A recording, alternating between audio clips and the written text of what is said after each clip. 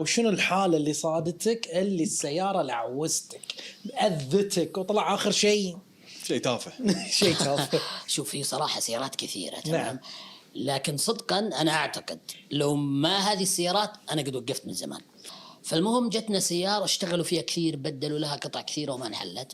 شكوى العميل إن الريموت كنترول ما يشتغل. حلو. السيارة كانت يوكن أعتقد 2016 2017. حلو. والتي بي ام اس اللي هو تاير بريشر مونيتورنج سيستم اللي هو نظام مراقبة ضغط الإطارات ما يشتغل. حلو. فبدلوا الريسيفر الخاص بهذا النظام لداخل السيارة ما اشتغل.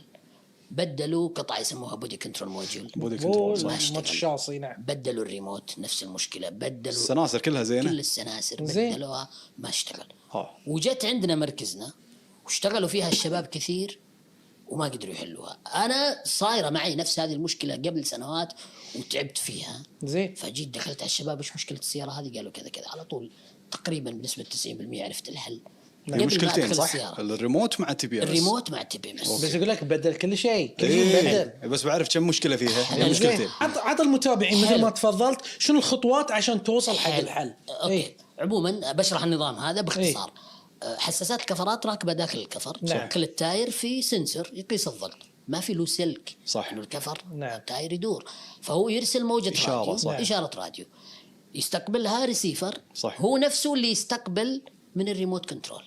عشان كذا مستحيل تلقى سيارة فيها ريموت كنترول أو عفوا فيها تاير بريشر مونيتورنج سيستم وما بس فيها ما ريموت فيها كنترول. ريموت. إيه. لأنه هي قطعة واحدة اللي نفس تستقبل الشيء. حلو. الإشارتين. حلو. فهم بدلوا كل السنسورز وبدلوا المستقبل وبدلوا الريموت وبدلوا البودي كنترول، ومع ذلك كلها مو راضية تشتغل.